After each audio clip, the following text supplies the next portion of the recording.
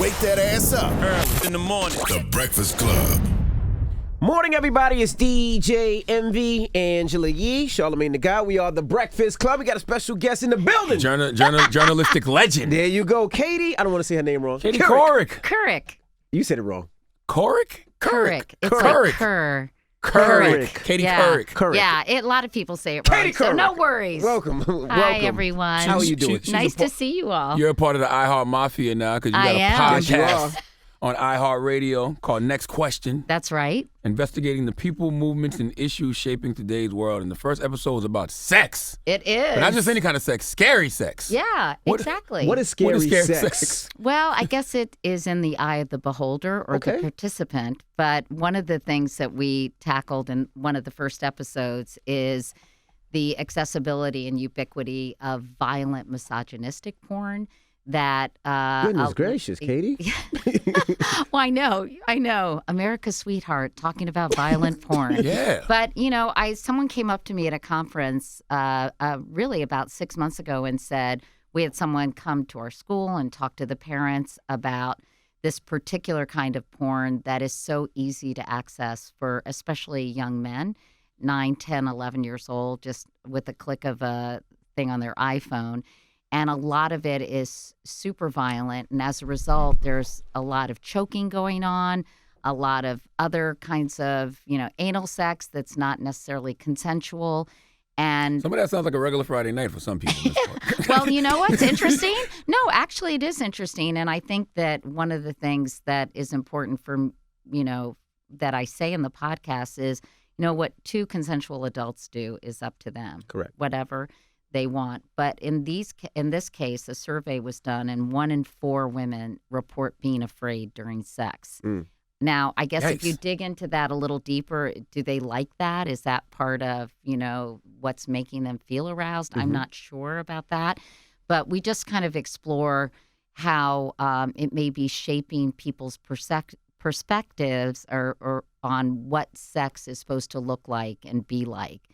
And just something we thought was interesting to explore. How did that become the first topic? Because were you talking to a friend, your husband? Were you watching porn and said, hey, this is a little strange? No. How did that become the first Well, I think topic? it was this guy who came up and told me about this. Then I have a lot of journalist friends who had written some articles about this. Then I read in The Atlantic that survey had come out. And I thought, this is worth exploring. And that's kind of how the topic came out. It was Yeah, sort of a research for it. confluence of conversations that had happened in different quarters. So I don't know. I just thought it was interesting. And usually kind of these topics just come up. I read a lot of stuff and I'm Gotcha. thinking, what is the thread? Is there something going on here? How can we connect the dots for people? The first episode, the official first episode is on CBD. There's I love CBD CBD. everywhere. It's so interesting because, they have CBD dog food. They have CBD olive oil. They have CBD perfume, CBD tampons, somebody told me. Chapstick, rubs, Yeah, I gum. mean, so the question is, what is it? How is it affecting your neurotransmitters that are responsible for pain, anxiety, depression, et cetera? Well, that's what I use it for. Yeah. I use it for my anxiety. Well, a lot. I interviewed Kristen Bell, and she uses the tincture for her anxiety. She's been very open about that she's struggled with anxiety. But I wanted to know scientifically, is it the placebo effect? How exactly is it working with your body? And it's completely unregulated. It's going to be a $20 billion industry by 2024. So how do you know you're getting good stuff? Right. How do you know you're not overpaying? How do you know that the CBD you're getting is pure? So there are a lot of questions because it just kind of came out of nowhere where all these CBD products became available. So I'm just trying to kind of help people understand, and by the way, it's FDA approved for certain childhood epilepsy, seizures. It's supposed to be very effective for opioid addiction. And, I think you get all this information in bits and pieces. So I was just trying to kind of pull it together for people who are listening. Katie, how do you do research on all of these things like the scary sex, It's the hard. CBD, without using it? You have to participate in some of this stuff. Not necessarily. I can take firsthand accounts, I think. Although I did try CBD in all kinds of forms. How did it make you feel? It didn't really affect me. You might be using the wrong one. Dr. Oz did this study where he studied a lot of them, and it was only like it was a very small percentage that had actual CBD in them. Right. Yeah, I use a company called Green Roads, and they're great. Yeah, and I think Lord Jones is a super scientific company that say they have really pure CBD. So you're right. And, I only used it once or twice. Like I fried an egg in CBD olive oil, and I was like, all right, that didn't really affect me. And I had a gumdrop, and my husband used some of the cream for pain in his foot, and he said it actually did help him feel better. I don't think I've used it. Did it help you right away, or was it after? Maybe it was just in my mind. I feel like it helped me right away. I take it every night before I go to sleep because it helps me sleep well. Yeah, reduces my anxiety. anxiety. A lot of people say it's really, really effective, but then you wonder, how much of the placebo effect is responsible for that? How much is it sort of psychosomatic, it's in your mind, right? Yeah. So I don't know, but it's interesting. But I'm glad it's helping some people, but I also don't want them to get ripped off because it's very expensive. Like a pack of these gumdrops is $50. And, you want to know that you're paying for something that's really going to help. Now, have you ever been high? Yeah. Okay, so you know what to compare it to because CBD doesn't really. It's not. It doesn't make you high. No, not at all. Okay. And we talked about that, the difference between THC and CBD and how it comes from a different part of the plant. It's a psychoactive part of the marijuana plant. So, I don't know. I'm just sort of interested in all kinds of weird stuff. Are you a frequent weed smoker or just? No, not really, honestly. You seem like an edible kind of girl. I'm not really a big edible person either. Yeah, I'm not a big partaker in marijuana, and I don't really drink very much. I don't know. I think I'm high on life, guys. Now, I read something that you went on a blind date with Cory Booker. I did. How was that? How did that come about, and who set that up? I don't even remember. God, this was so long ago. I mean, my husband died of colon cancer when I was 41. So, for a period of about 15 years, I was set up on a lot of different dates with a lot of different people. I can't even remember who set me up. Was he the mayor at that time? No, it was before he was mayor. Okay. And we went to a Giants game. I think what was he doing before that? Was he in local politics? I can't even remember. Yep. But he was incredibly nice and such a smart, impressive guy. We went to a Giants game. It was super friendly and nice, but, what can I say? No second date, but that's okay. Why not no second date? I don't know. I think that we were, for the same reason, you don't have a second date with a lot of different people, right? I think we enjoyed each other's company, but there wasn't a connection. No prospect of scary sex. Yeah, I generally stay away from that, period. But yes, no prospect of any kind of sex. I love that you say on your new podcast you want to unpack the why of things because I don't think people care about the why anymore. No, they don't. I feel like everyone has these opinions without portfolio. Everyone is spouting kind of what they think is going to get a big reaction on social media or, a knee-jerk reaction in all, in every kind of, imaginable way. But I feel like people should have informed opinions. Like I'm all for people feeling a certain way, but you go an inch deeper and you say, well, why do you think that? And they're like, biddy. So I think it's important. I've tried to do that. I did a 6-part National Geographic documentary series, and it was all about the controversy over Confederate statues. And I went to the University of Virginia, and I went down and interviewed the 16-year-old African-American high school student who started the petition to remove the Robert E. Lee statue. And I think people didn't understand the lost cause narrative, sort of this romanticism over the Civil War that's been perpetuated for decades or really, for generations.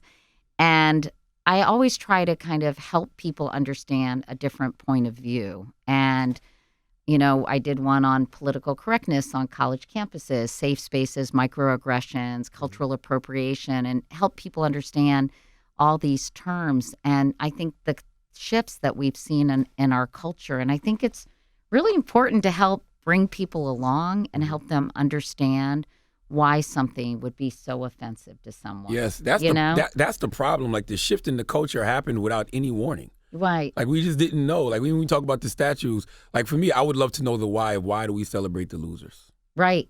And that's what somebody brought up to me, someone who started Black Lives Matter in Charlottesville. And, I think that we don't have an opportunity to hear thoughtful conversation, which does explore the why and gives people different perspectives in a way that's not, that's not super judgmental, that actually kind of takes people along and helps them understand things so their perspective can change. Because I think in the current culture, people are so intense about their points of view. I think it makes people defensive and puts them back on their heels. And I think you watch this hour, and a lot of my friends were, it's erasing history, it's whitewashing history. I'm like, actually, no, these statues are erasing history and whitewashing history because they were erected to convey a certain point of view that was just not accurate and that is incredibly racist. So, I like to unpack these issues because I think we've got to start being able to talk to each other. Yes. And I feel like nobody, everybody is so tribalistic. They pick their sides. They surround themselves with people who agree. And there's not an opportunity to have these enriching, important, enlightening conversations with people. Are we willing to learn? Because like America could take a page out of Germany's book. Germany doesn't celebrate Nazis. I know. So why do we celebrate racists and segregationists, bigots? I hope we're willing to learn. I think there are a lot of people who really do want to, but they're kind of brainwashed by the media they're consuming. Mm-hmm. And I think that, it is so important for us to form a bridge to, listen, I'm my own victim of cultural conditioning and implicit biases that come with being a 62-year-old white woman in America.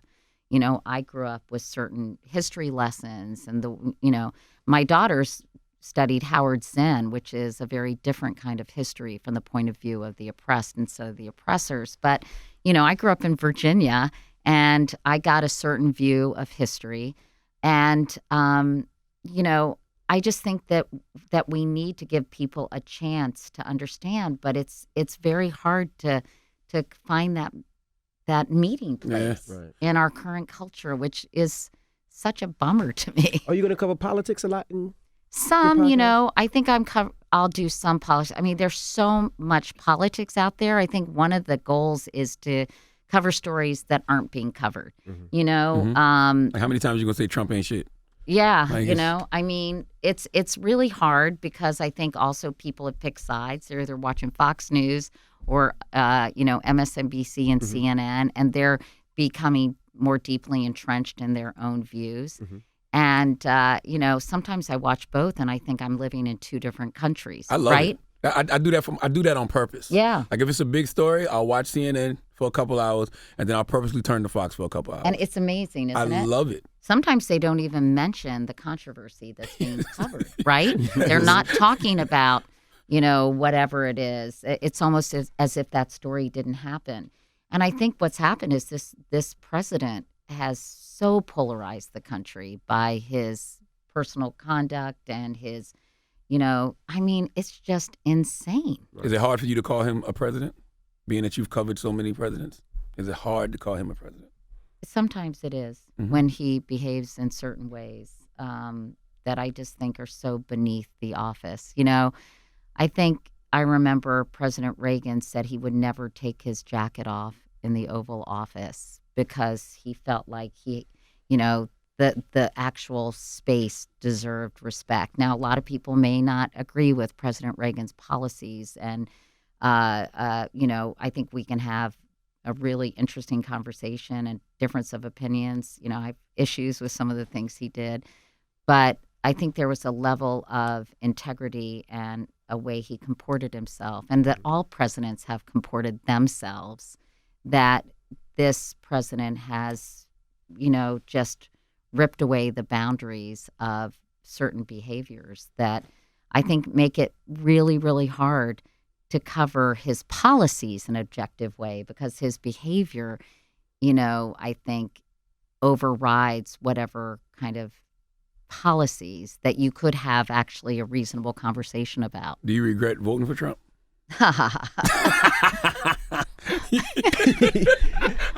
She's like, I've been doing this way too long. All right.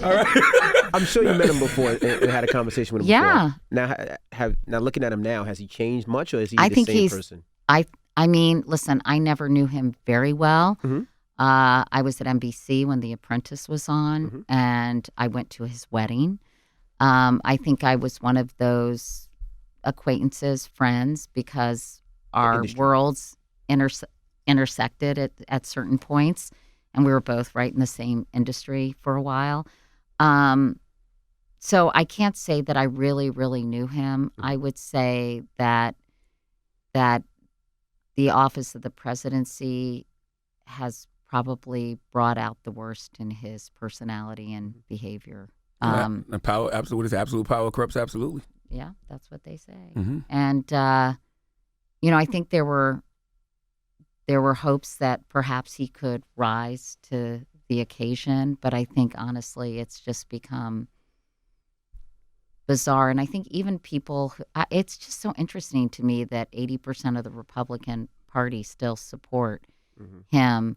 But then, I was in Radford, Virginia, in Southwest Virginia, doing an appearance. I was moderating a conversation between Anna Navarro and, Donna Brazile. And by the way, that's a useless job because they don't need a moderator. They can just talk. go. Yeah. They need a referee. But yeah, well, not really. I mean, they actually are in agreement on a lot of issues. And I talked to the guy who drove me to the airport afterwards, and I said, we started talking about the Democratic field, and I said, how are you feeling? Is there anybody you like? Because I think it's so important we don't get out of our bubbles. And, I think part of the problem is reporters, anchors don't really travel all across the country. And he said, I like President Trump. And I said, tell me why. I'm curious. And he said, I feel like, people like us were forgotten. He said he talked to us. He seemed to care about us. And we just haven't felt that way in a long time. And, we talked more about the economy and jobs and what this guy did for a living. And he's retired. Now he's working in a car service to make extra money. And, it was just interesting. And that's the why you was talking about. Yeah. And I said, well, does his personal behavior bother you? And he said, yeah, but he's just not a politician. He talks in a way that politicians don't. And it was just fascinating to hear. And I said, where do you get your news? And he said, I get it. I listen to Fox. Sometimes I watch other networks, and I think they're really biased. So, it's just like... You don't think Fox is biased? Well, Jesus. It's just so interesting. And I think part of it is people are just getting they're getting, as I say, affirmation instead of information. Ooh. And it's, They want people to confirm what it is they're already thinking. Yeah. Do you miss TV at all every day? I do. I mean, I miss the camaraderie and the excitement of working with a team and, working under deadline. It's such an adrenaline rush. But, I also like the fact that I have a lot of flexibility. I can work on some documentaries. I just executive produced a scripted show called Unbelievable, which I really had nothing to do with the production, but I helped option it. It's a story about a foster child who was raped and not believed and had to recant her story, and the two female detectives that kind of uncovered the case. And, so I have a lot of flexibility. But, of course, yeah, I do miss it sometimes. And, I had so much fun. I loved all my years in TV news. And but as you guys know, I mean, look, you look at your stuff on YouTube, you're getting a lot of views. It's so fragmented now. And I said in this piece in the New York Times that they did that mass media has become an oxymoron. It's just so niche with people kind of gravitating to different things, which I think is contributing to loneliness, which is something I'm exploring in a documentary I'm working on right now, developing, because we don't have these communal experiences. We all have our individual experiences, and we can't say, hey, did you see that last night? What did you think of that? Except for big sporting events, maybe, right? And even award shows aren't getting the kind of viewership they once got. So I think there are very few cohesive experiences that as a country we can all share in. Right. When you see how shitty journalism is now. I don't know. I mean, I think some journalists are, I'd like to defend my profession because I do think some journalists are doing really good work. I think the Washington Post is a great newspaper that's been reinvigorated by Jeff Bezos. I think the New York Times, I listen to the Daily all the time. I think they do such a good job of explaining things to people, like taking troops out of Syria and why that is so fraught with problems. And so I think a lot of good journalism is being done, but I think what's happened is there's this proliferation of media outlets that have no kind of standards, right? I mean, a lot of them do, and a lot of them, adhere to very strict standards, but a combination of all these outlets that are out there pushing out this content that nobody's ever heard of. Nobody knows kind of what their values are, what their process is. So you just see things, and there's so much stuff out there that isn't real. So you can see why the quote unquote term, which I try to avoid at all costs, fake news, resonates, because there is some of that. But it's not fake news when it just happens to be things that are, information or stories or reports that are critical of the president. He can't tarnish all those outlets with this fake news brush. And I think that is so damaging to a democracy, because I think one thing that the president Donald Trump is very good at doing is kind of putting these little earworms in the national psyche. Yes. So when he says things like fake news and he repeats it over and over again like a mantra, I think it actually does, whether it's crooked Hillary, which I think permeated Joe, our no consciousness, and all these things that he keeps saying, it's scarily effective. Right. I don't know. Is journalism dead, or has it been redefined? That's a good question. But I definitely don't think it's dead. I think it's been reimagined because of, honestly, the internet and technology, and the fact that everyone has a voice, right? Mm-hmm. And people call themselves journalists. Are they journalists? Who is a journalist, right? It's like everybody's a journalist now.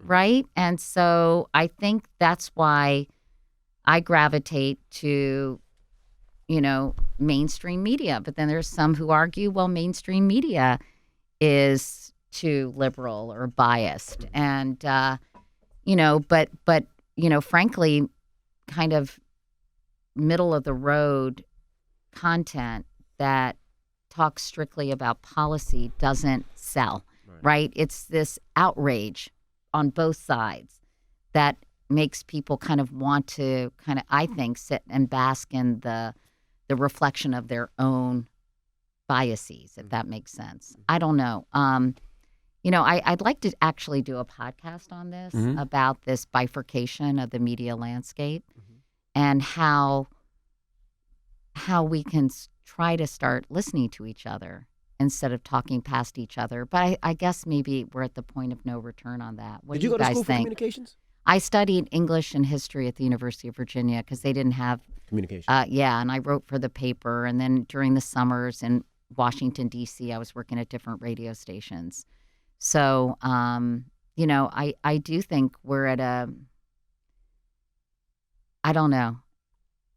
I don't know what's going to happen, because I think, sometimes I think, well, what if there was a different person in the White House who maybe was a Republican but comported herself or himself differently? Would we be more civil? Would we be able to have actual policy conversations about how do we need to change immigration policy? Yeah. How do we need to address some of these huge issues like infrastructure or like, systemic racism? And, why can't we have a conversation about affirmative action or reparations without automatically going to our corners? It's just, it's a hard time, I think, in our country. I think people use the term journalist too loosely, only because like people will say to me, oh, Charlamagne, you're a journalist. And I was like, no, I'm not, because I don't feel like, and I would love to know your opinion on this. Do you think journalists should have opinions? And do you think journalists should be judging situations? Well, I think that sometimes things have to be called out, right? Mm-hmm. I remember I interviewed David Duke in the 90s when I was at the Today Show. And I started quoting him, saying that Jews belong in the ash bin of history, and just really repugnant, racist, anti-Semitic things that he had said.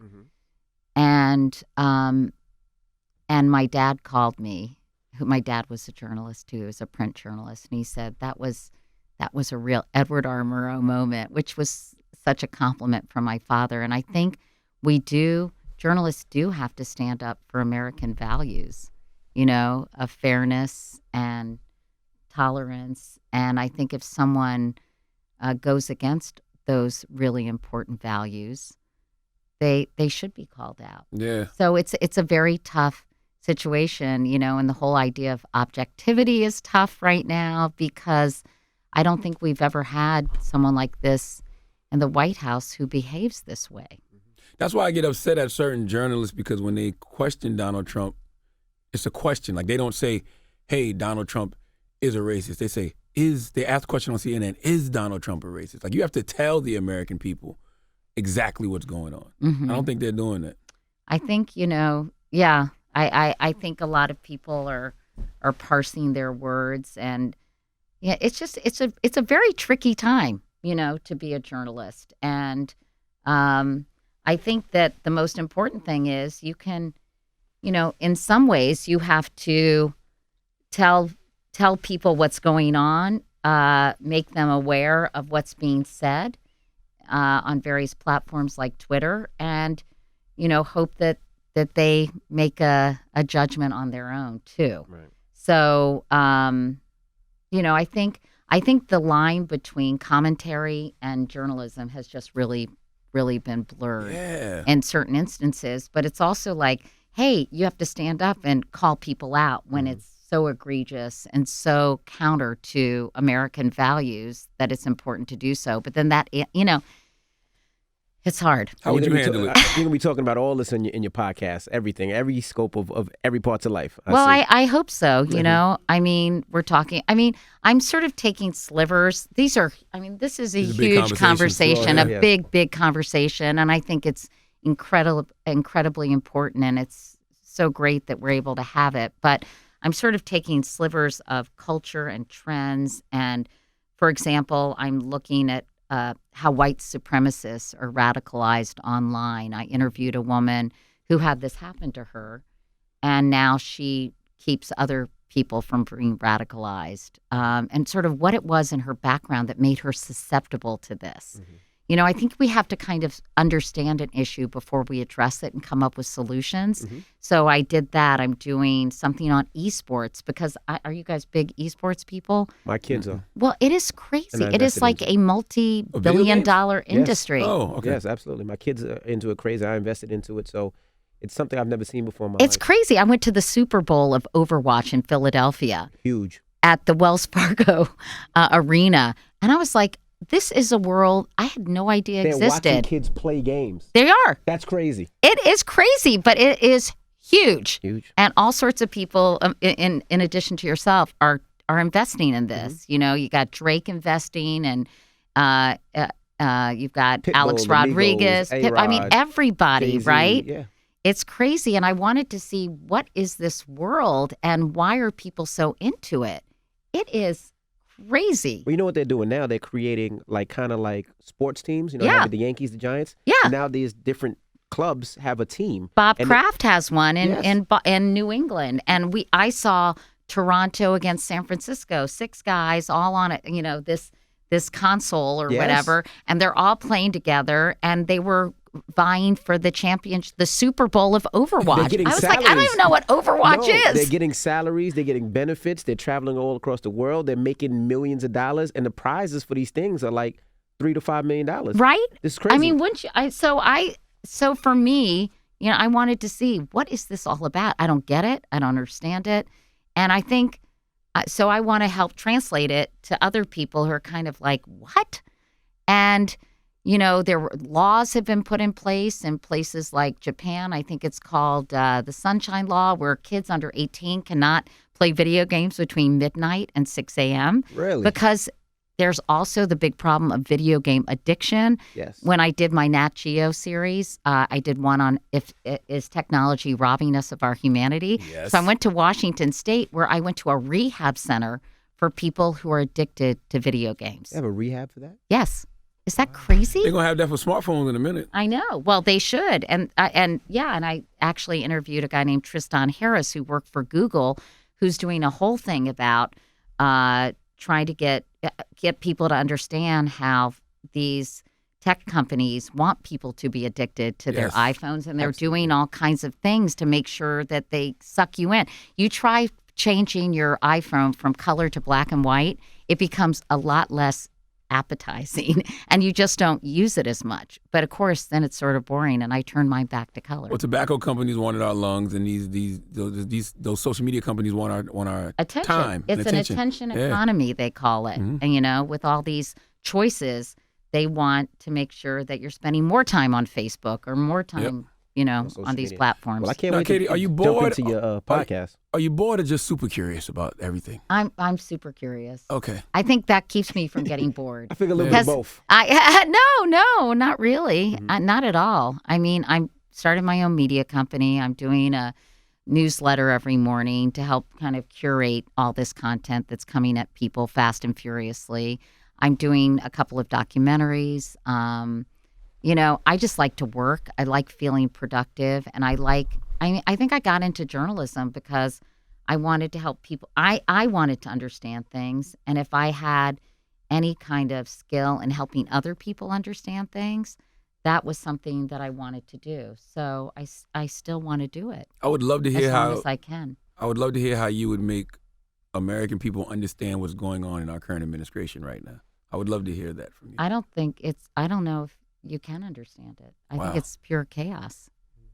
Well, what do you think is going to happen in 2020? I'm curious because you bring a lot of the candidates. Yeah, a lot of them came up here. Only person that didn't come up here was Joe Biden wanted to send his surrogate. He wanted to send his blackmail surrogate instead of coming, which I thought was disrespectful. Yeah. Because everybody else has come. But well, so who do you think is going to be the nominee? And tell me your impressions of the candidates. I'm curious. I like Kamala. I like Senator Harris. I like people for different Kamala reasons. Harris. I like Senator Tim Ryan. I like Mayor Pete. I like Mayor Pete as well. I like Marianne Williamson. Mayor Pete is having a hard time attracting African American support. Yeah. Because of what's happened in his own backyard. And I'm curious, do you think he can bridge that divide? It's going to be difficult. I think Kamala Harris is having a hard time with African American voters as well. Well, she has kind of a mixed record as Attorney General, as you guys know. Well, she needed to lean into being a prosecutor. Like, you got to think, right? There's a criminal in the White House. Who better to go against the criminal than a prosecutor? Right. She should lean into that and tell people, I'm going to lock Donald Trump up. I think she leaned into it in the debate and got a lot of attention. But then, then it sort of subsided, and now she's lower down in the polls because I think that debate with Tulsi Gabbard was, that hurt her. I think, hurt her a lot because she was remarkably unprepared, I think, to come back at Tulsi Gabbard for somebody who's a prosecutor, right, to defend her own record as AG and to kind of explain why she did certain things when she did it, right? So I think, and also the debate format, I think, does not necessarily lend itself to having people really able to explain themselves and kind of articulate their positions. It's more of a kind of, it's set up to get them to like a prize fight in a way. Who do you like? I don't know yet. I think the jury is still out for me. I'm still learning and listening and watching, and I think a number of them are very impressive. Obviously, I think electability. I think Cory Booker is incredibly smart and passionate and interesting. But you wouldn't date him again if you wouldn't vote for him. No, hey. But I just think I think it's still a little bit early, and I think a lot of them are very impressive. I think I agree with you for different reasons. Yes. Maybe we need to do a mashup. I think the heart surgery hurt Bernie a little bit. Well, I think it's interesting. He didn't really come clean about that for 3 days. And remember what happened to Hillary Clinton with her. I think people need to learn, especially in this day and age. You got to just put things out there right away. Right. And I think that minimizes the damage because they always say it's the cover-up, not the crime, right? I think they're too scared, though, especially somebody like Bernie, because they already say Bernie's too old. Right. And then you have a heart attack, that kind of like, ugh. Yeah, but, people are going to find out anyway, right? So it's sort of like, hey, I had this incident. This is what they said. I'm fine now. And, shit happens. Exactly. I think nothing. I think in 2020, I think Trump's gonna win again. And the reason do? the reason I think he's gonna win again is because nobody's being honest. Like, when you see the fact that there was Russian interference, and we know about voter suppression, and election security bill has been tried to pass, and Mitch McConnell blocks it, and nobody waves no red flags like, hey, look what's going on over here. I don't see how he loses in 2020 until some type of election security is put in place. I don't know, a lot can happen between now and Election Day. I just don't know. And I think when you have people having their own alternative universes, right, and they're getting information, it's sort of hard to say. I think you can have two different people interpret events two dramatically different ways. Mm-hmm. And so he plays on that, though, right? Oh, yeah. Like right now, he's committed so many crimes that are impeachable. We've seen impeachable offenses in the past 2 weeks he's admitted to. And it's like, just because he admits it, people think it's normal. Well, I think part of this is that their faith in institutions has declined so dramatically. Yes. So I think it's sort of a lot of people who don't follow this super closely. It's kind of a pox on both their houses. They think that politicians writ large are just corrupt and crooked, and the campaign finance reform never takes hold. So I think a lot of people just feel like these people are terrible. They can't get anything done. It's all politics, and it's all about staying in power. Mm-hmm. So I think as a result, they almost can't differentiate some of the behavior that we've seen by him, and kind of they feel like it's universal, which is not true, of course, although, I don't know. And Democrats don't act like it's wrong. Like, they just started acting like it's wrong over the past couple of weeks. I think they've been acting like it's wrong. I don't think so at all. Think about all of the impeachable offenses he's committed up until this point. Well, I think they also, again, have to make a political calculation, like Nancy Pelosi has until recently with the launching of this latest impeachment inquiry, the official impeachment inquiry. In the current landscape, if you do move to impeach, is that going to have a negative impact on 2020? Are people going to see Democrats as obstructionists? Are they going to see them as, they're focused on this when they're not really focusing on legislation that can make the country better? I think there's a political calculation to all of this as well. And that's why I think you might have seen some resistance in that department. Yeah, I don't like us basing that off hypothetical swing voters. Right. You know what I'm saying? They're swing voters for a reason.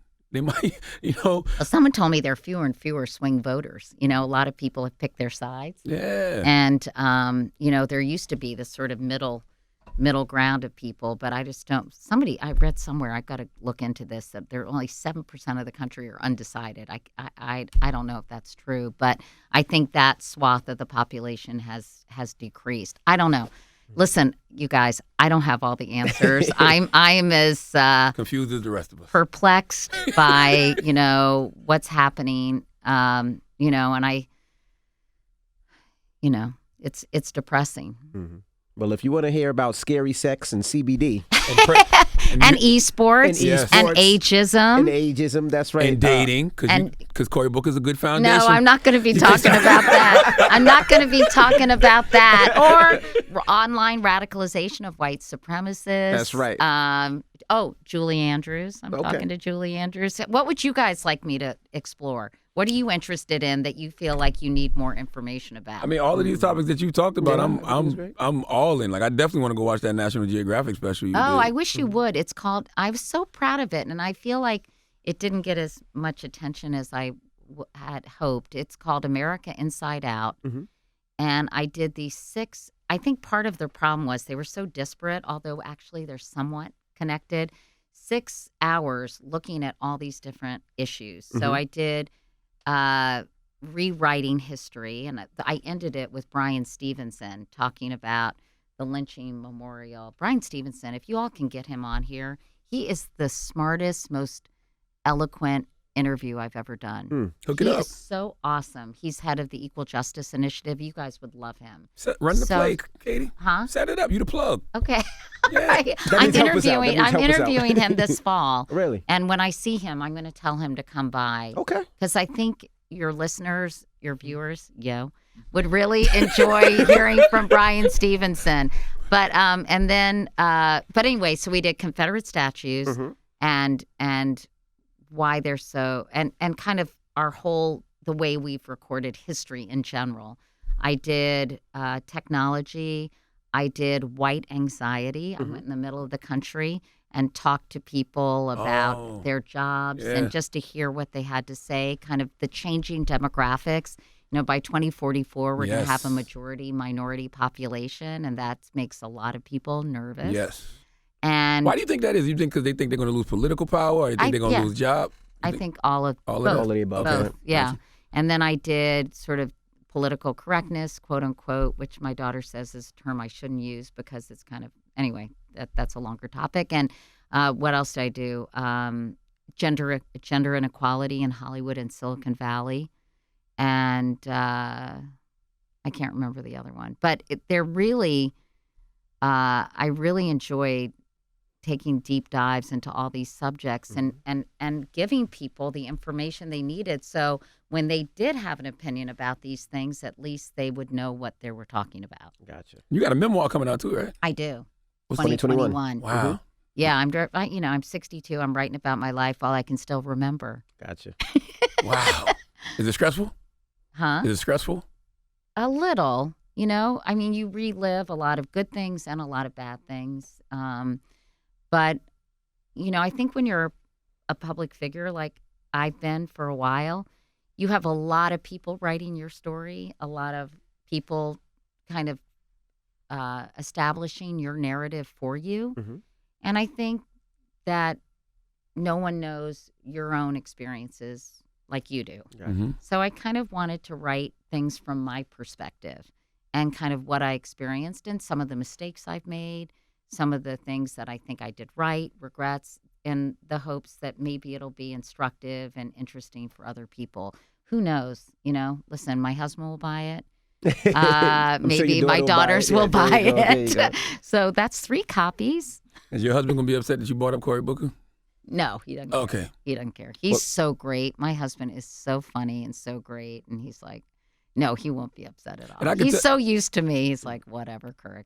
And you cool. When you threw the peace sign up, you say, yo, it was natural. Yeah. You know what I'm saying? So you probably felt Cory was a little corny, right? It's a little corny for your taste. You seem to be a little kind of obsessed with this topic. Nah, what up with that? Just asking.